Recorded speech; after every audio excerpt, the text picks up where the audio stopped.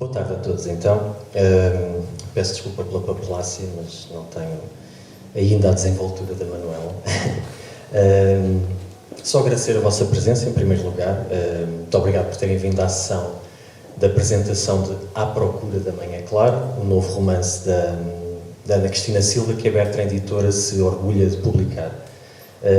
Agradecer ao Miraforum, este armazém / catalisador cultural. Ao contrário da Ana Cristina e do João Goberno, esta é a primeira vez que eu estou aqui, com muito gosto, mas já encantado também pelo espaço e pelo espírito que se percebe que existe. E um agradecimento especial à Manuela Matos Monteiro por nos receber. E agradecer também, muito, a presença do nosso convidado, o João Goberno, que daqui a nada nos vai falar um pouco do romance da Cristina. Uma pequena nota, o João Goberno nasceu em Lisboa, mas agora já é também um poveiro do coração. É um jornalista com larguíssima experiência e prestígio. Entre funções de coordenação, edição, direção, são mais coisa, menos coisa, 23 jornais e 6 estações de rádio. Desde a Comercial, o 7, o Independente, a Visão, o Sábado, e na rádio, a Marginal, a RFM, a Comercial ou a TSF. Ele colabora atualmente com a revista Visão História, com o JL, e apresenta ainda na Antena 1 o Encontros Imediatos, aqui na companhia da Margarida Pinto Correia e o Bairro Latino. É também presença assídua na televisão, no trio de ataque da RTP3 e também como comentador. E tem 3 livros publicados na não-ficção.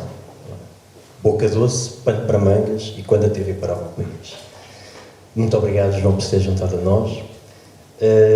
E claro, last but not least, antes pelo contrário, agradecer muito à Ana Cristina por estar hoje aqui nesta celebração do seu romance e por ter depositado a sua confiança na Bertrand Editora para o publicar, o novo livro. A Bertrand editou já o Bela, a biografia ficcionada da Flor Bela Espanca, que a Cristina reescreveu e que terá também uma edição em breve no Brasil. E antes disso, a Ana Cristina Silva tem já atrás de si uma carreira literária que a torna uma das vozes mais vibrantes e mais indiscutíveis da literatura portuguesa contemporânea, com romances como As Cartas Vermelhas, As Longas Noites de Caxias ou A Noite Não É Eterna, livro com o qual venceu o prémio Fernando Namora. E antes disso já tinha recebido também o prémio literário Urbano de Tavares Rodrigues com o Rei do Monte Brasil. E agora, de facto, nesta À Procura da Manhã Clara, a Cristina combina realidade e ficção num romance que é tão sedutor como a figura desta mulher, a Ana Silva Paz, que teve uma vida em cheio, absolutamente fascinante, uma mulher intrigante, e que também o é aqui,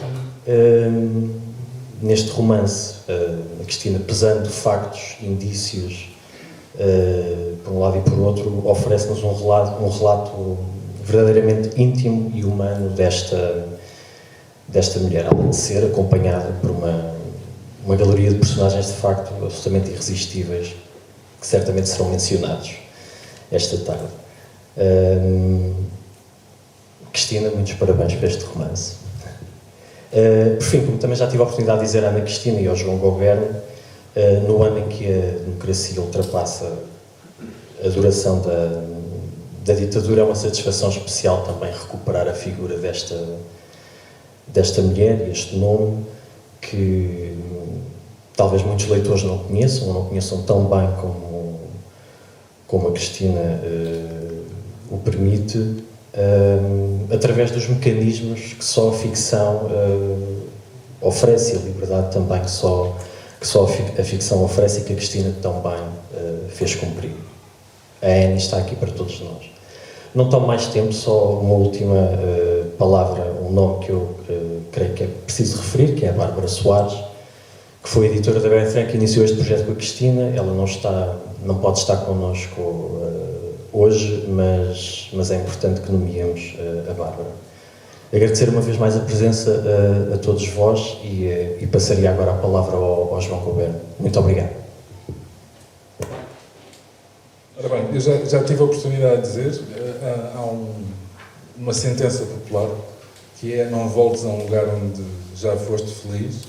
Eu, enfim, acredito tanto nisso como acredito nos horóscopos, ou seja, nada, e portanto não me custa nada voltar ao Miraforno e voltar aos braços, ou seja, da Ana Cristina Silva. Não me esqueço da primeira vez e única até hoje que aqui estive, porque tiveram a amabilidade de me dar, literalmente, matéria escrita que eu não conhecia, de uma das pessoas que eu continuo a trazer no coração, e que era um homem do Porto, chamado Manuel António Pina, e pronto, e se calhar às vezes os pormenores são muito mais importantes que as recepções de pompa em circunstância, além de me terem permitido, nessa altura, uma visita guiada, nomeadamente para as traseiras. Quem não conhece deveria conhecer antes de partir. E é bom estar aqui por várias ordens de razões, mas se calhar vamos ao texto, porque apesar do mundo ter mudado consideravelmente entre a apresentação que eu fiz aqui das Longas Noites de Caxias e este À Procura da Manhã Clara, há pequenos vícios ou grandes limitações, como queiram, a escolha é vossa, e eu continuo a trazer tudo escritinho, que é para não me perder demasiado. Vão aparecer umas buchas e tal, mas a base é escrita, porque isto, falar de improviso, é bom para quem tem gênio, e eu não tenho. E vamos lá. Muito boa tarde, era assim que começava o texto. Começo já por pedir desculpas por saltar uma daquelas introduções habituais nestas circunstâncias, e ainda assim por, querendo falar-vos de um livro e de uma autora, a conversa afinal partir de mim. Mas se a Ana Cristina Silva me voltou a desafiar pela voz e pelo contacto do Carlos de Almeida, que é um dos responsáveis da edição, julgo que ambos antecipavam que isto podia acontecer. E acontece. Ora, vamos lá.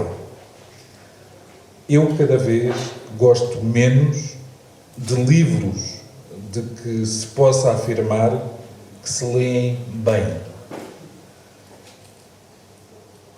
Isto porque cada vez gosto mais de tentar ler bem os livros que escolho e a que consigo corresponder, porque isto não dá para tudo, nem para todos, e infelizmente ainda não se ganha a vida como leitor. Talvez um dia, quando concretizarmos uma utopia, outra utopia, de contornos bem diferentes, daquela que a partir de um certo momento da sua vida é percebida pela personagem fundamental deste À Procura da Manhã Clara. Mas não nos adiantemos.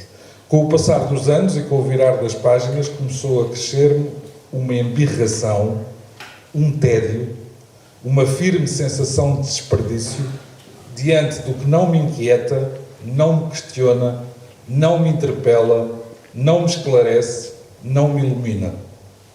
Ou seja, fujo a 7 pés daquilo que me parece escrito por medida, em moldes industriais semelhantes aos dos peros normalizados, e que serve para me anestesiar, para me embalar, e este é um gesto, uma tática ou um verbo, como queiram, que me complica com os nervos desde que fiquei sem mãe, o que serve no fundo para me adormecer. Disso não gosto.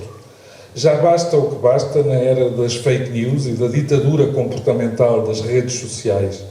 Não é preciso prolongar estes braços armados da ignorância e dos manicaísmos num terreno que deve ser lavrado sem recurso aos adubos, aos sulfatos, aos pesticidas, que na agricultura como na literatura nos oferecem efeitos colaterais perniciosos, mesmo que pareçam encantatórios à primeira vista.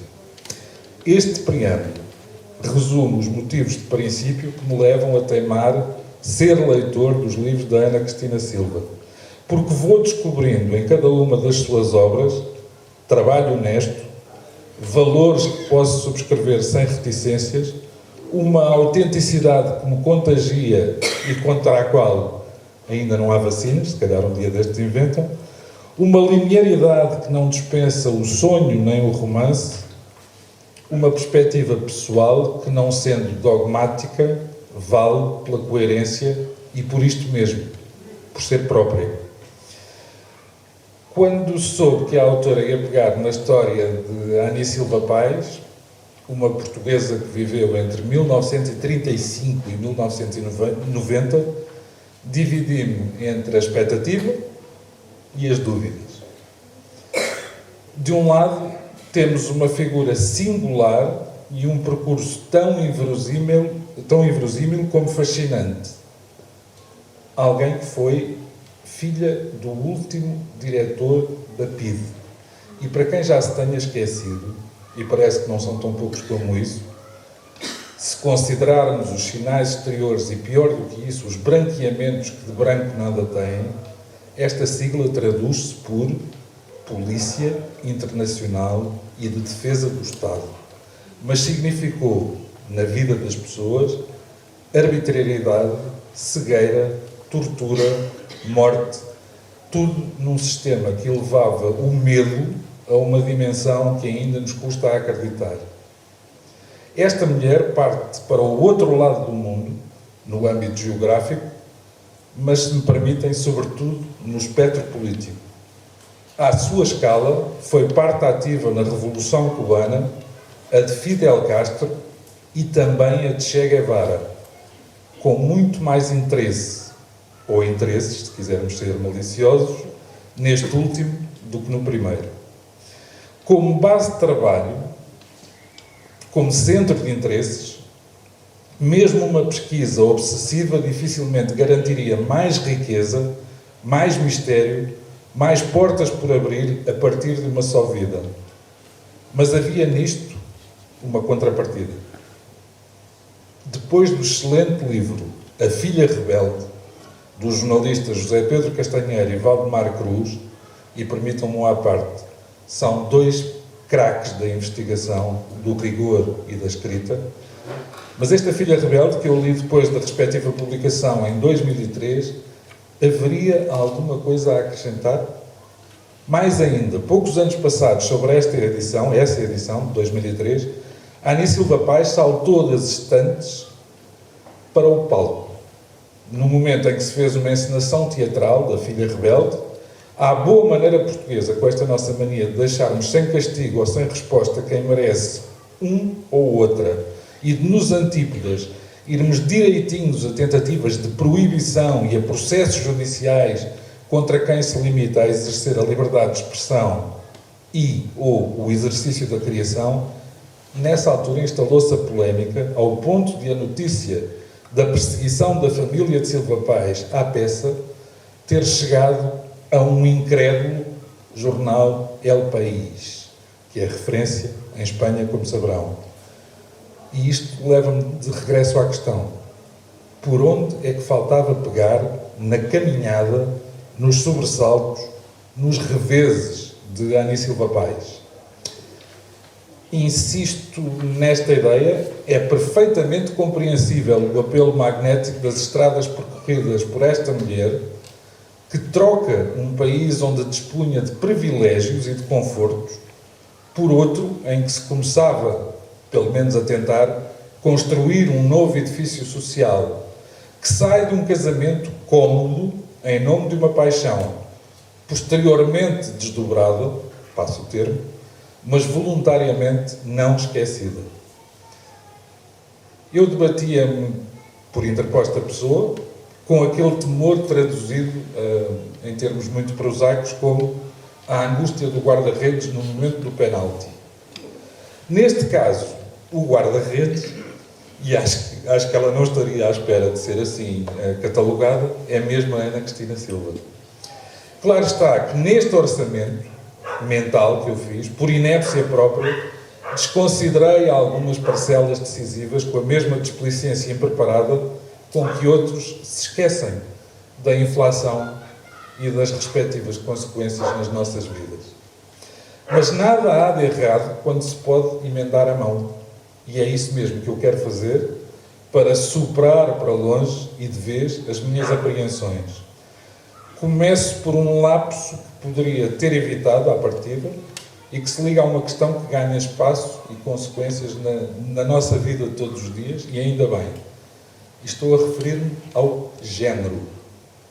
A Ani Silva Pais é-nos apresentada em todos os retratos escritos, em todas as memórias, como alguém que misturava sonhos e convicções, coragens e ambição de maiores horizontes.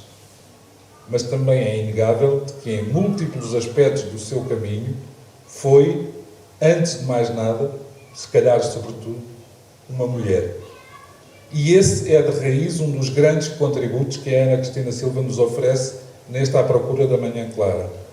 O facto de ser uma mulher a escrever sobre outra mulher. O que, devo dizer-vos, tem muito mais consequências do que coincidências. Depois é-me agora mais ou menos óbvio, transparente, categórico, que esse carregar de sobrolho meu só aconteceu porque não foi devidamente valorizado o talento de ficcionista da autora. E ele emerge tanto nos pormenores como nas linhas de força. Talvez o melhor exemplo, para abreviar, desta minúcia esteja na entremeada, mais uma vez passo a expressão, fica a ideia, que nos é dada pelas cartas que aparecem intercaladas com cada um dos compassos puramente narrativos. Sem desvendar tudo, porque o mistério é a alma da ficção, apontando em todas as direções, numa outra forma de fazer o elenco das figuras que seriam os destinatários das epístolas, ficamos a par dos estados de alma de quem surge sempre como distribuidora do jogo, que é a Ani Silva Pais. Depois, é para mim evidente que a escritora se empenha em levar pela mão a Ani Silva Pais de pessoa a personagem, com tempo para refletir sobre os seus próprios impulsos, as suas convicções, as suas atitudes, até sobre as partidas que o destino lhe vai pregando, e não são poucas. Costuma dizer-se, às vezes até em áreas em que a aplicação do conceito não é nada pacífico, que não se deve deixar a verdade interferir com uma boa história. E aqui tem que meter uma bucha, pelo seguinte: a Manuela falou, e muito bem, na perspectiva histórica que também há nos livros da Ana Cristina Silva. Mas a história está contada. E a história tem aquelas características que a Manuela referiu. Às vezes é cinzenta, neutra, não nos puxa tanto assim pelo lado da emoção.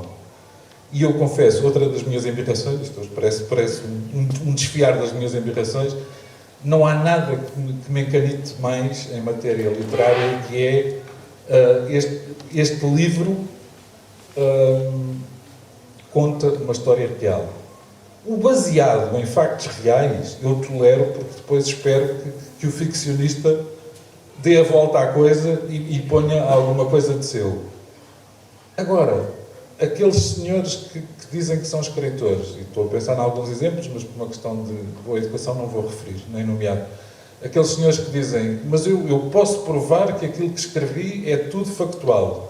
Então, se é factual, para que é que escreveu? Porque a história já estava contada, não valia a pena. Pronto, a bucha era essa. Aqui, neste livro, ao desenhar e concretizar a teia que nos vai envolvendo, a Ana Cristina Silva demonstra, ao longo de quase 300 páginas, que não se confrontou com qualquer espécie de conflito de interesses neste particular. Pelo contrário, sem qualquer abrandamento de intensidade no fio condutor, parece-me que a escritora aproveita a sua costela, ou mais ossos, a sua costela de cientista para adensar, aprofundar, sublinhar a componente psicológica da sua protagonista, mas isto sem academismos, por um lado, nem leviandades, por outro. Com o cuidado, que me parece merecer destaque, de nunca a endeusar, de a amputar da sua humanidade, da mesma forma que passeia no fio da navalha ao recusar a ideia de bons, aqueles suscetíveis de beatificação, mesmo literária, e maus, que, pasme-se, neste livro pelo menos não têm chifres, nem têm cauda. Afinal, será um método compensador este de deixar que a vida nos mostre uma sábia e envolvente paleta de cores e de tons que, em vez de certezas e de sentenças, nos dão pistas e instrumentos. Porque uma das coisas que às vezes os autores esquecem é que o trabalho de casa deve ser feito por quem lê. Aqui chegado, já terão percebido que as minhas assumidíssimas limitações nunca me permitirão optar pela direção da análise literária formal técnica. Aliás, interessa-me pouco. Resta-me, por isso, reconhecer que a minha dívida com a autora, com a Ana Cristina Silva, voltou a aumentar, já lhe devia alguma coisinha, e que a aconselho a registar que se tratará de mais um daqueles casos de crédito mal parado. Porque eu não tenho mesmo como pagar, sobretudo depois, nesta altura do ano, depois do IRS, da contribuição para a Segurança Social, do IMI, do IVA, e vamos ficar por aqui, que a combinação destas letrinhas parece infinita e nefasta. Falta-me só dizer mais isto. Suspeito, sem ter conversado com a Ana Cristina Silva sobre o assunto, que mais do que um truque, ela deitou mão a uma poção mágica, pelo menos para mim, quando aboliu fronteiras. Eu explico e traduzo com a simplicidade possível. Isto porque quem ler também andará à procura da sua manhã clara, acho que andamos todos, e daí, da descoberta que cada um fizer, é que virá a recompensa ou a redenção. Porventura, o que mais me seduziu neste livro foi perceber como se evita a tal fronteira, o separar de águas entre utopias. Porque aqui há de um lado uma que é coletiva, transformadora, política, económica e social. Do outro, há a romântica, a dos desafios individuais, a do sonho, talvez uma coisa a quem alguém já chamou singelamente inquietação. Creio que Ani Silva Paz, pessoa e personagem, não conseguiu cumprir nenhuma delas, das utopias. Caso contrário, deixaríamos de poder chamar-lhe utopia. Sobre ela, sobre a utopia, houve um mestre que disse o necessário e suficiente, e é com os seus versos que me calo.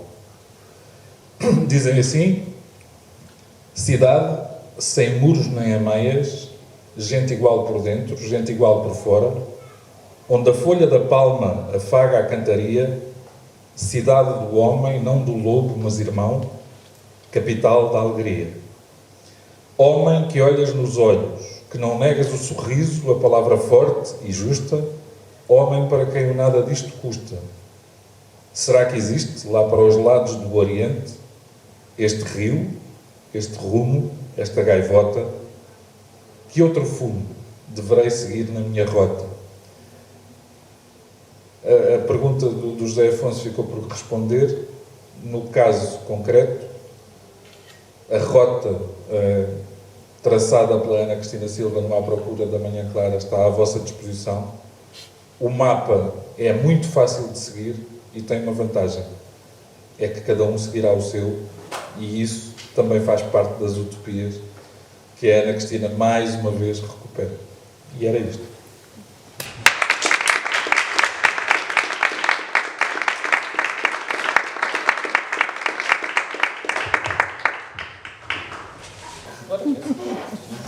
Estamos aqui para aí.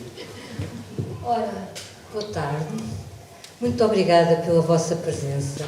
Em primeiro lugar, muito obrigada, Manuela, por receber mais uma vez. Este espaço tem... E à procura do limão, mas não está. Tem o cheiro, o acolhimento daquele limão que me ofereceu logo à entrada. É um sítio particularmente agradável em que eu gosto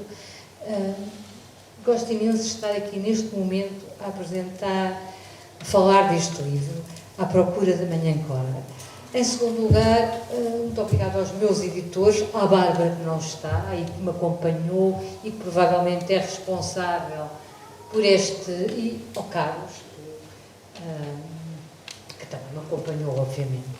E muito obrigada pelas suas palavras, João, porque me encheram a alma. E um autor precisa de encher a alma um bocadinho, não é só água, precisa de um bocadinho de encher a alma de vez em quando. Porquê é que eu escrevi? E o João tem toda a razão. O que é que eu podia adiantar em relação à Ana? Não sei, ela apaixonou. Ela apaixonou. E apaixonou-me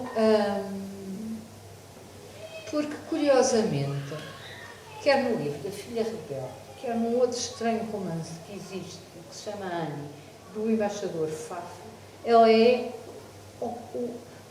relativamente opaca. Se calhar, se ela não fosse tão opaca nessa narrativa jornalística, nem outro, porque a Dona Anita estava lá muito bem desenhada já, o Silva Pais, a história, mas a Anne não. A Anne, o livro era sobre a Anne, andava ali como se eles não a conseguissem penetrar, nem completamente compreender. E aqui vou eu, sempre uma rapariga ousada,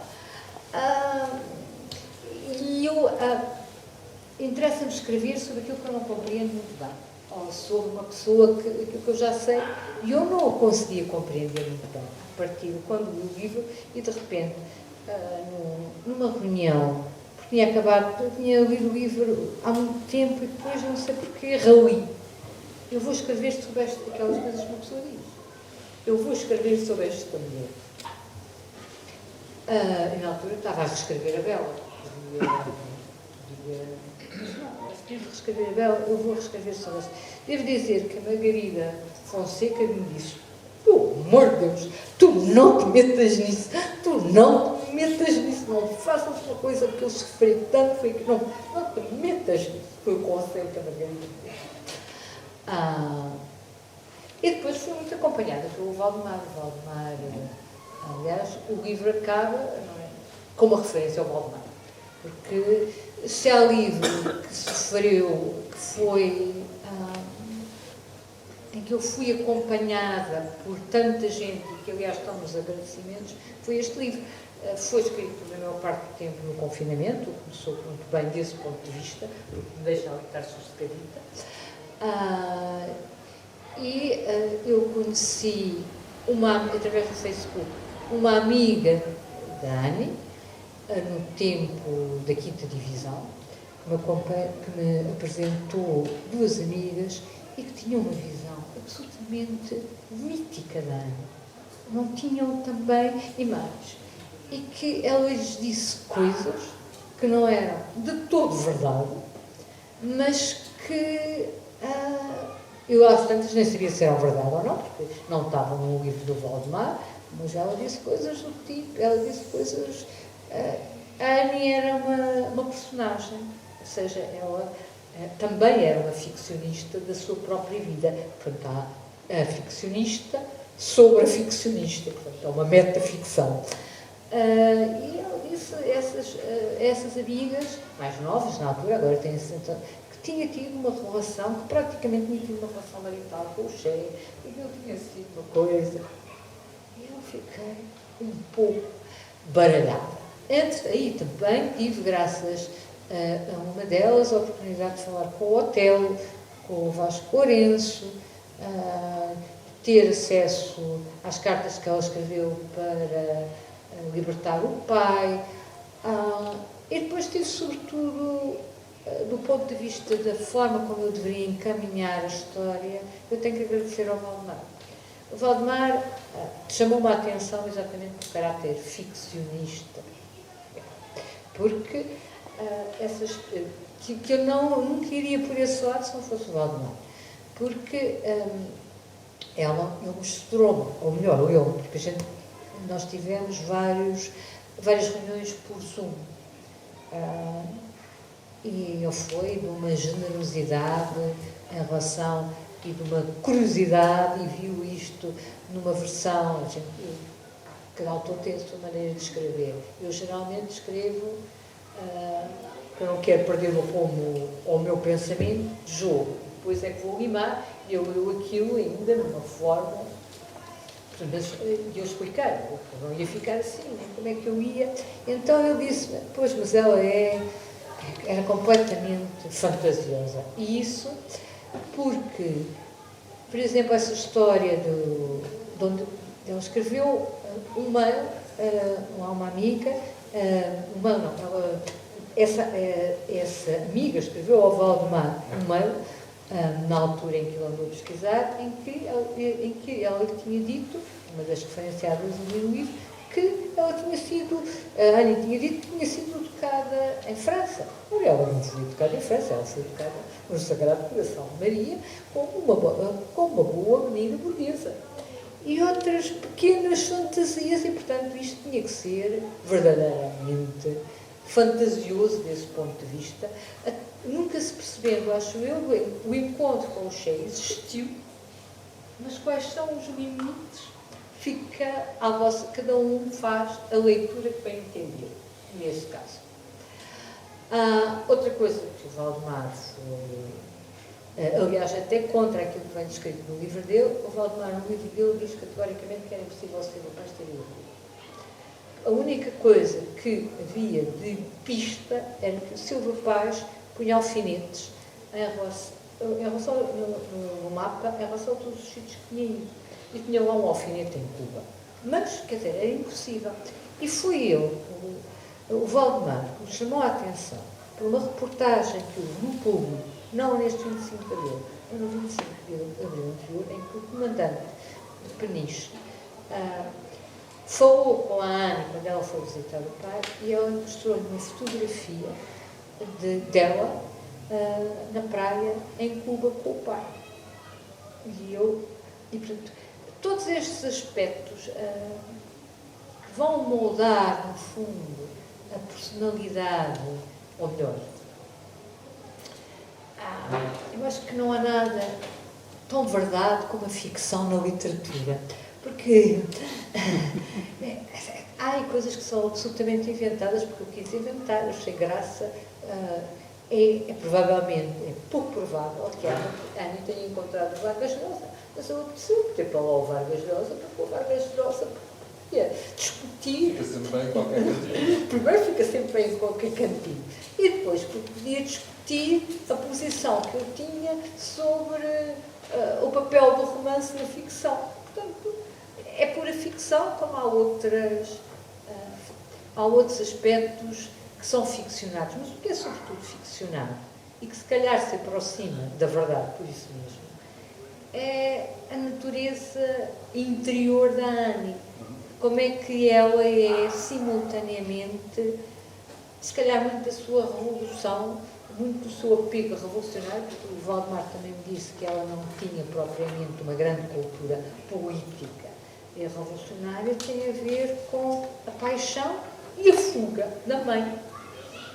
E, portanto, são estas motivações tão individuais que vão delimitar, primeiro, as suas escolhas, do meu ponto de vista, ou pelo menos, e como é do meu ponto de vista, é aquelas que estão na ficção.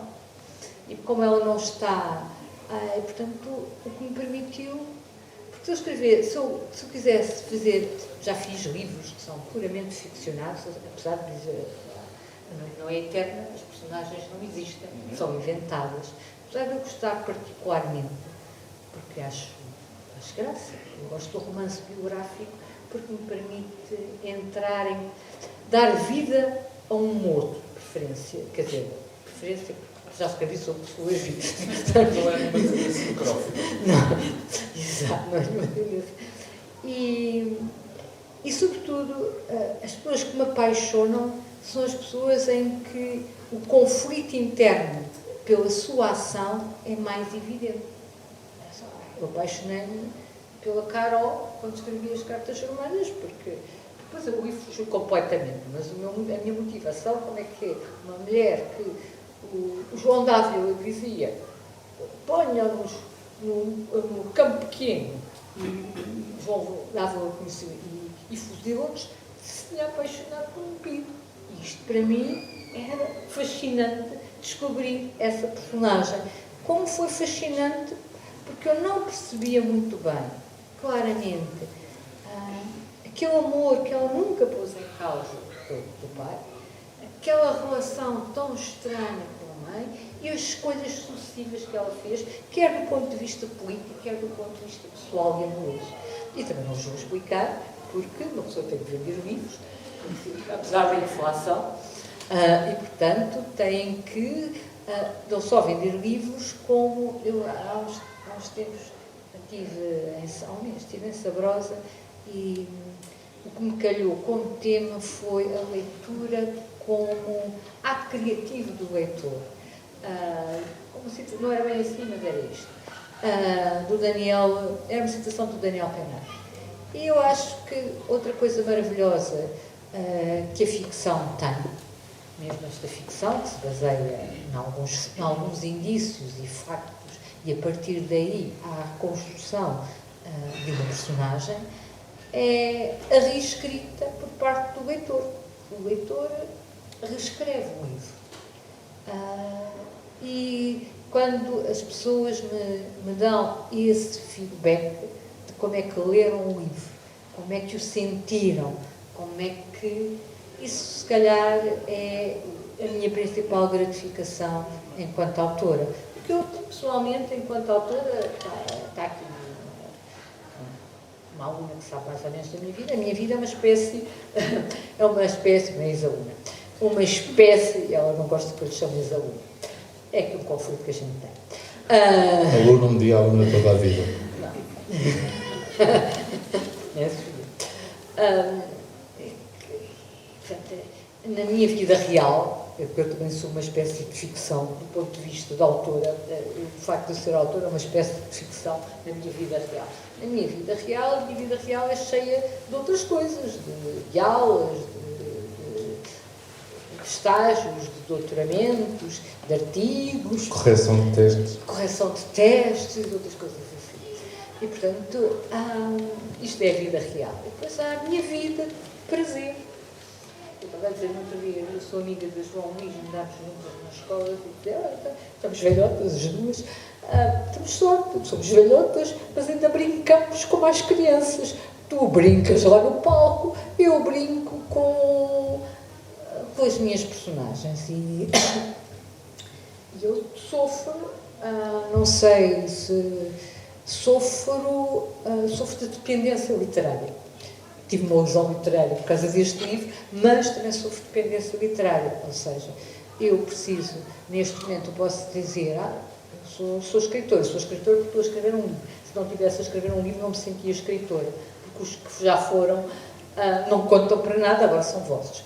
Quer dizer, contam, é como aquele filho que a gente vê, vai por aí fora, e pronto, vai fazer a vida dele, mas a gente não o controla. E, de facto, escrever a Annie deu-me, então, no período de confinamento, em que eu quase não saía de casa, deu-me particular, como dão todos os livros. Eu não sofro, não sofro muito, eu não sofro a escrever livros. Eu gosto mesmo de escrever. Porque a literatura só me tem prejudicado. Do ponto de vista profissional. Ou seja, por um lado, culpo imenso dinheiro, primeiras férias, pouco imenso dinheiro, não vou jantar fora, não tenho muitas saídas, não vou muito ao cinema, nem muito ao teatro, o João Luís não gosta muito, eu nunca vou às 3 dela, praticamente, etc, etc. Por outro lado, dá-me essa coisa que é, eu estou dentro de um romance, estou numa realidade paralela, e eu invento uma realidade. Quer dizer, a partir nestes romances biográficos, a partir de factos, eu tenho de estudar para este livro, mas isso é o meu prazer. Isso é o meu prazer, não penso praticamente em vocês, ando sempre, chateio imenso, entro em stress neste momento, porque eu quero que me deixem em paz lá nos estágios dos doutoramentos, não sei o quê, não me chateio, não me estou fora, não, professora, tinha esta dúvida, não quero isso. Quando eu estou enfiada mas pronto, eu respondo sim. Posso pensar, não me chateio os livros, mas só penso. E por isso é que tem prejudicado, mas por outro lado tem-me dado uma vida bestial, porque neste sentido em que eu gosto de estar lá dentro, gosto de ir avançando, gosto de pensar o que é que vem a seguir, como é que eu vou fazer a seguir, e isto é o meu prazer. Pronto, depois tenho que trabalhar porque tenho que limar as palavras e as frases e limar, que foi aquilo que eu aprendi. Eu este ano faço 20 anos de literatura. Fiz o doutoramento há 21 anos, num ano, acho que já contei isto, bati o recorde nacional de velocidade em doutoramento, praticamente, mas não fiz uma porcaria, um doutoramento que foi editado pelo Gulbenkian. Gulbenkian não. E depois achava que eu já tinha escrito coisas autobiográficas quando era miúda, não sei o quê, não tinha escrito nada. Escrevi, também porque estava com um desgosto amoroso, por isso é que escrevi o personagem e tal, sobre a Mariana Alcoforá. Em 4 meses. A Piedade Ferreira, que foi a minha primeira editora, dizia: tu não digas a ninguém que escreveste isso em 4 meses, parece mal. Dizia-me isto, então não faça isso. E o que é que eu aprendi? Mas aquilo, como saiu, ali fui. Nem foi revisto. Não sei o que é que ela está escrito, porque já não lembro, foi há 20 anos. Mas não deve estar, foi escolhido pelo Pedro Mexia, não deve estar assim tão mal quanto isso. Portanto, foi editado, eu não conhecia ninguém no ramo da edição. Ninguém, zero. Enviei, tal. O que é que eu aprendi nestes 20 anos? A trabalhar no sentido de limar. Há 3 coisas que eu gosto na literatura, que é a densidade psicológica das personagens, ir para além. Eu não sou muito boa a descrever, não tenho a melhor linguagem, há quem faça do ponto de vista linguístico, por não ser banal, digamos assim, mas não sou o melhor do mundo. Mas gosto de penetrar naquilo que muitas vezes não se penetra, porque nós somos narradores da nossa própria vida. Mas quando assim, nas relações até nas íntimas, contamos sobretudo de facto, já aconteceu isto, fiz isto. Agora, aquilo que é íntimo, aquilo que são os conflitos, às vezes nem temos consciência deles, aquilo que... Isso, muitas vezes, e por isso eu luto também, é uma outra faceta da minha parte, nem pelos meus livros, é pela leitura em geral e pela importância da leitura em relação, nomeadamente, aos jovens, não só porque é fundamental para o seu desenvolvimento cognitivo, mas também para o seu desenvolvimento emocional, para criar empatia, para pensar sobre outras perspectivas emocionais. E, portanto, perdi-me, claro, porque devia fazer o papel como as pessoas normais, e claro, mas já sei o que é que eu ia dizer. Eu gosto de explorar essa profundidade que muitas vezes é aquilo que nós sentimos, quer dizer, partes, mas que não comunicamos aos outros. E, portanto, isso é uma coisa que quer a poesia, quer a literatura, boa literatura, pode dar ao leitor. E depois eu, pessoalmente, gosto de 2 coisas, se calhar já me começo a repetir, porque este é o meu 15º livro, que é, eu gosto de manipular estruturas narrativas. Aliás, a minha mãe disse-me uma vez, a relação à mente não é eterna, disse-me: finalmente escreves um livro a direito. E também me disse, a propósito da noite não é eterna: mas para que tu mataste a criança? E portanto, em relação a isso, disse-me: tive um filho tão triste. Enfim, manipular estruturas narrativas. E se calhar, houve uma pessoa que me disse, se calhar é verdade, eu gosto de ir com a literatura a situações limite. Apesar de, no caso da Ana, e acho que não, a situação limite é a sua própria vida. E, portanto, agora o livro é vosso. É, como se costuma dizer, aquele ditado, é quem o apanhar. Porque acabámos em março, não foi? No princípio de março. Já não sei muito bem de ontem, fizeram uma apresentação e leram partes. Eu que escrevi. Não está mal. Nem foi isso. Não me lembrar, a questão não é essa, é que não me lembro, nem a avaliação se não está mal ou está bom. É que nem me lembro, não me lembro muito bem o que é que aconteceu, porque já estou noutra.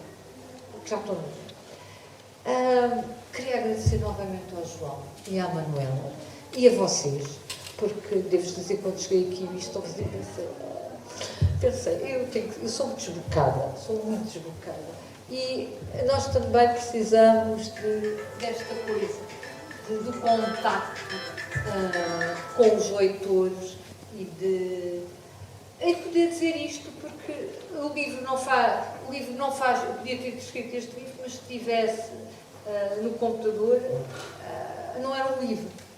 O livro só passa a ser livro a partir do momento em que também é vosso. Quando é só meu, ainda não é livro.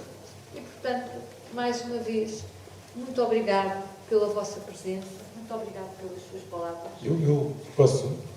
Estamos com muita pressa? Não. Ótimo. Uma apresentação tradicional de um livro acabava aqui, com a autora a agradecer, ainda bem que vieram, coisa, agora leiam, façam qualquer coisinha. Só que eu, como imaginam, a minha profissão não é apresentar livros, até porque em matéria de proventos a coisa é nula. Mas eu sou jornalista. E se me derem autorização, há uma pergunta que eu não resisto a fazer a Ana Coutinho, antes de irmos embora. Do ponto de vista de alguém que trabalha na área da psicologia, esta personagem não é ainda mais irresistível pelo facto de ser, aquilo que eu vou dizer é com certeza uma alarvidade científica. Que ela é mitómana, porque a educação em França, o romance Cochet e outros momentos que vão descobrir no livro. Mas há um lado de mitómana, e isto pode ser uma contradição em termos, de mitómana consequente. Porque, de facto, ela deixa de viver debaixo da proteção do senhor diretor da PIDE, deixa de viver no país que conhece, deixa de viver na terra onde tem um emprego simpático, numa livraria que se recomenda, em Lisboa, que é a Burroughs, por aí fora, e parte completamente para aquilo que é o zero, sai de um casamento com um diplomata suíço, ou seja, a pergunta é esta. O facto de haver uma consequência na mitomania da Ana Silva Paes não é ainda mais irresistível para quem trabalha na área da psicologia? Ela é irresistível por isso e por todo. É irresistível por isso, pela relação com a mãe. A relação com a mãe é ainda mais irresistível do ponto de vista da psicologia. Isso devo dizer. Porque é a relação com a mãe que explica, aliás, a própria mãe também já disse um bocadinho mitómana, que explica essa necessidade de fantasia consequente. E, portanto, se calhar, quando eu li A Filha Rebelde, mais do que a história em si, foi a relação com a mãe. Aquela relação de uma miúda que foi abandonada, de certo modo, rejeitada, projetada, não é por acaso que ela tem todos os namorados, aqui estão padrão. Ela tem claramente um padrão. Todos os namorados que ela teve em Portugal são estrangeiros. Todos. Todos os namorados, todos os amantes que ela tem em Cuba são figuras de poder. Tal e qual como o paizinho. Exatamente, tal e qual como o paizinho. Ela é depois, a Dona Anita faz-me bem à cabeça é aquele livro de Elizabeth Badinter, que eu agora não me consigo lembrar o título. Sobre... Diga? A memória incerta. Exatamente, sobre a mãe. Exatamente. Obviamente que a Dona Anita é o exemplo, porque há um instinto maternal. Há, de facto, um instinto maternal. Mas que nós somos curvas normais. E o instinto maternal da Dona Anita estava muito na mão de baixo. Estava mesmo por baixo. Portanto, se calhar mais do que o que me, enquanto psicóloga, que me prendeu em primeiro lugar foi essa relação com a mãe e com o pai. Num contexto, porque a relação com a mãe e com o pai, no contexto que era o Portugal dos anos 50, explica muita coisa. Explica muito. E curiosamente, até o último momento, ela acaba, sem querer revelar, até o último momento, ela procurou aquilo que não teve no último telefonema que fez à mãe. Até o último. E desse ponto de vista, para a psicóloga é de facto uma história fascinante. Se calhar não seria deste ponto de vista que seria abordado, porque era evidente, aquela dona Anita é tão... E o Valdemar contam também outras coisas das agendinhas, porque ele teve acesso a todas as agendinhas, que são uma preciosidade. Não sei se respondi. Não sei se alguém quer fazer.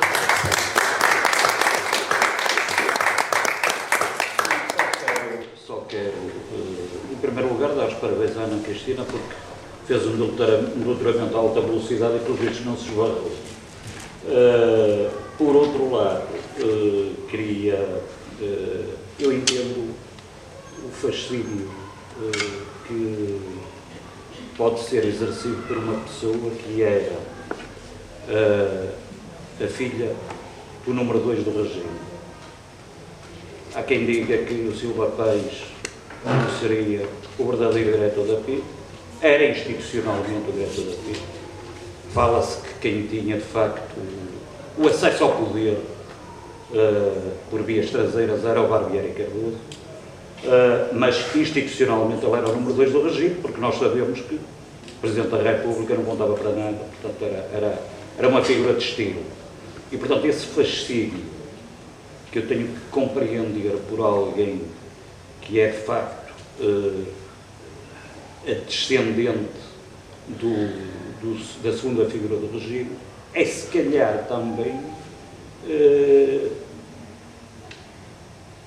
na sequência do fascínio que a Ana Silva Pais teria por figuras míticas como o Fidel e como o Che Guevara.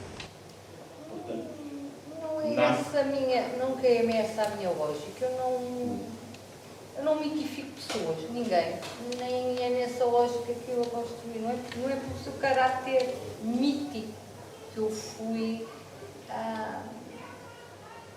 Foi mesmo que eu achei mesmo interessante, porque eu não a compreendia muito bem. E a origem foi esta. Eu, quando li A Filha Rebelde, ela era opaca. O seu rapaz não era opaco. A dona Anita não era opaca, mas ela era opaca. Tinha lá as ações que ela tinha feito. Mas nada, ou seja, a parte de dentro, o interior, não estava lá. Estava muito mais a dona Anita, por exemplo. Agora a Ana era opaca. E eu li também um romance que foi publicado no Dom Quixote, uma coisa pequenina, mistura a sua experiência enquanto embaixador pela figura, e ela continuava opaca. E, portanto, eu tenho que, quando eu escrevo um romance, eu tenho que, às vezes, eu escrevo romances sobre coisas que me assustam. Sobre a guerra assusta. A Inquisição, sobre o que me assusta. Que eu não compreendo. Eu não a compreendo. E quis compreendê-la. Não foi nesse sentido, agora a segunda figura. Eu quis compreendê-la. Porque quem tinha escrito, isto se calhar é muito pretencioso, quem tinha escrito sobre ela tinha compreendido até em parte as pessoas à volta, mas não é ela. Foi o que eu senti quando li. E afinal, era ela. Foi por ela que escreveram os livros. No entanto, ela estava ali com as suas ações, mas sem lhe penetrarem no interior. Foi o que eu senti quando li os outros livros. Só por uma questão de curiosidade, sim.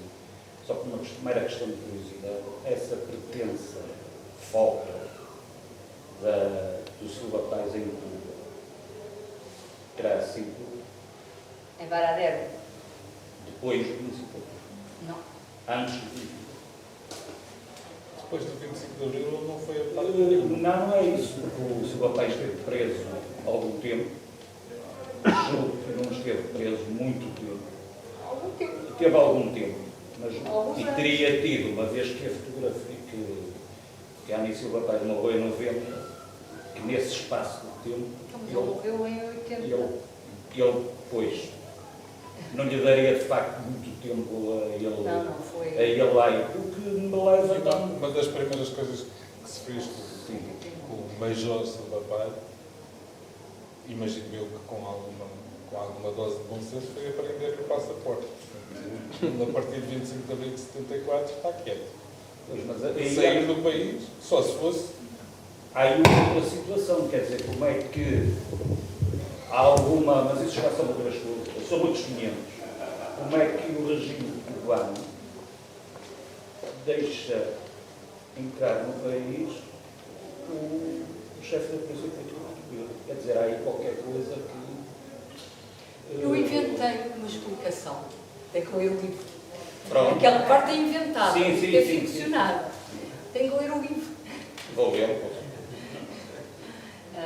Mas não é preciso não esquecer que Portugal tinha embaixada em Cuba durante todo o período. Não tinha com outros países socialistas, mas tinha embaixada em Cuba. Mas pronto, tem lá também uma possível resposta a essa questão. Não sei